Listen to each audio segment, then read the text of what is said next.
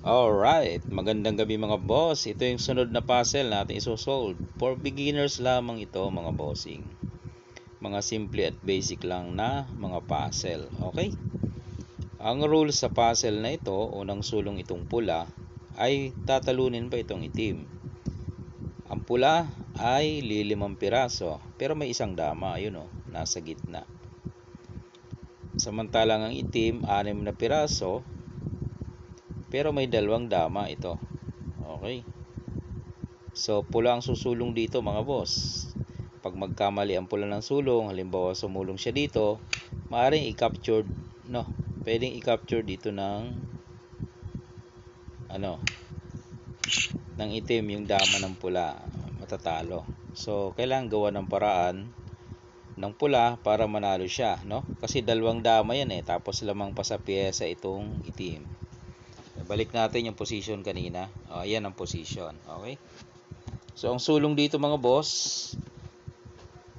ng pula para manalo ay dito magpapakain siya. Okay, magpapakain lang siya dyan. Kakain ng dama. Yan. Di nabuksan ngayon, naging open, kumain eh. Itong dama mo, ikain mo.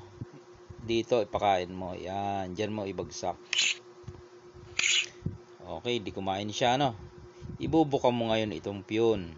Buka. Okay, kakain yung dama niya. Then, kain ka lang abante. Makikita mo na yung eskwalado kung tawagin. Yun, dama ka doon. Siyempre, kung susulong dito ang black, wala namang iba, pupunta ka lang ng gitna. Yan, para ma-eskwala siya. Pag sulong niya dito, tatapatan mo lang yan. Okay? Iilag yan, siyempre. Pag ilag, dito ka lang. Yan. So, ano na susunod niya? Yung isa kasi nakatutok eh, hindi pwede. Yan, dyan siya. Itututok mo para eskwalado. Yan o, bantay yung dalawa. Iilag na naman siya. Okay, pag ilag, baba lang. Eskwalado na yan.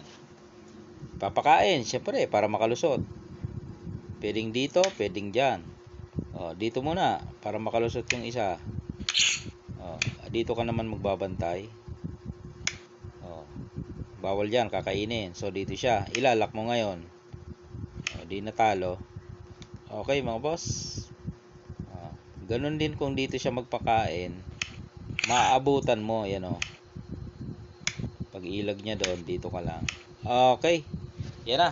Ang pang-beginners ng mga puzzle. Share natin sa ibang mahilig sa puzzle. Lalo na sa mga baguhan dyan. Alright.